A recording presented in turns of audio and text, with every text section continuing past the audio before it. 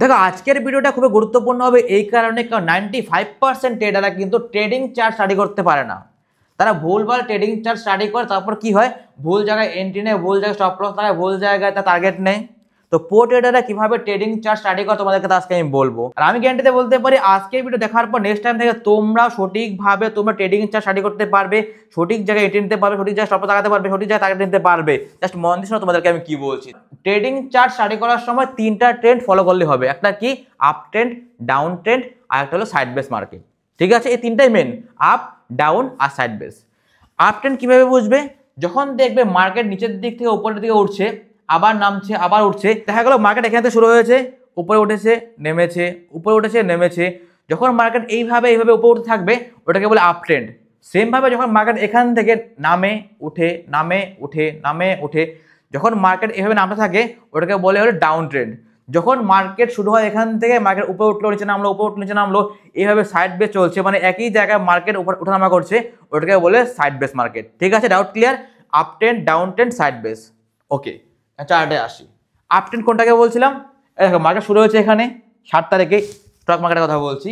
উপরে উঠেছে, নেমেছে, উপরে উঠেছে, নেমেছে, উপরে উঠেছে, নেমেছে। তো এটা এতটুকু কিন্তু এখানে লোকে আপ ট্রেন্ড। ওকে, তো এখানে কি করেছে, যারা প্রো ট্রেডার এখানে কিন্তু ট্রেড নিয়েছিল, তারা জানে যে মার্কেট উপরে উঠবে, কারণ আপ ট্রেন্ড চলছে মার্কেট। আর নিউ ট্রেডাররা কি করে, যে ওরা ভাবে এত মার্কেট উপরে উঠে গেছে, তো এখন মার্কেট নিচের দিকে নামতে পারে, রিভার্স হতে পারে, তাই তারা আইডিয়া করে তারা সেখানে কিন্তু তারা পুট বাই করে নেয়, মানে মার্কেট নিচের দিকে নামবে, তারা ট্রেন্ড ফলো করে না। প্রো ট্রেডাররা ট্রেন্ড ফলো করে। তো সেম ভাবেই আবার দেখাচ্ছি তোমাদেরকে, এখানে দেখো মার্কেট নিচে নামছে, আবার উপরে উঠছে, নিচে নামছে, উপরে উঠছে, এখানে কি চলছে, এখানে কিন্তু ডাউন ট্রেন্ড চলছে। এখানে প্রো ট্রেডাররা কি করে, যে ট্রেন্ড ফলো করে। কিন্তু 100% ট্রেডাররা ভুলটা বলো তা কোথায় করে, তোমাদেরকে আমি বলছি। দেখো মার্কেট উপরে উঠেছিল, নেমেছে, উপরে উঠেছে, নেমেছে, উপরে উঠেছে, নেমেছে, এই জায়গাটায় দেখো কি করেছে মার্কেট, এখানে কিন্তু মার্কেট হালকা জাস্ট কয়েক মিনিটের জন্য সাইড বেস ছিল কিন্তু মার্কেট। তারপর দেখো আবার চলে আসে নিচের দিকে, উপরে উঠেছে, নিচের দিকে চলে আসছে, এখানে কিন্তু ডাউন ট্রেন্ড তৈরি করেছিল।